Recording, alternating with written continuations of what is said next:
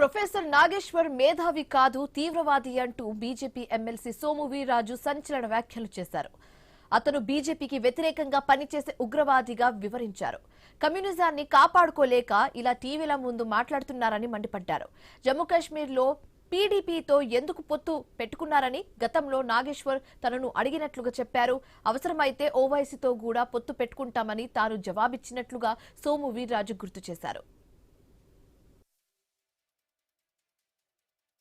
Professor Nageswararao కాదు, కరుడుని గట్టిన తీవ్రవాది, నక్సలైట్, బీజేపీకి వ్యతిరేకవాది.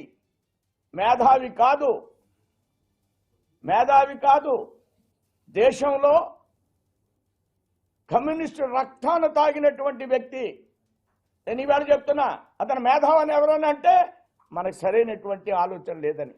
మేధావిగా కోటేసుకున్నాడు అంతే. చాలా మంది కోట్లు వేసుకుంటున్నారు, మన ఊళ్ళో కూడా కోట్లు వేసుకుంటారు. అలాంటి మేధావి అడిగే రైట్ ఏంటంటే, నువ్వు కమ్యూనిజాన్ని స్వీకరించావు, ఈవేళ కమ్యూనిస్ట్ దమ్ము ఉందా నీకు అని అడుగుతున్నా, ఛాలెంజ్ చేస్తున్నా నేను. ఒక రాష్ట్రం ఉందా ఈ దేశంలో? అన్ని పోయిన తర్వాత ఇది స్వీకరించారంటే మేధావులు అయిపోయారు. పోయింది, కమ్యూనిజం అంతా సర్వనాశనం అయిపోయింది.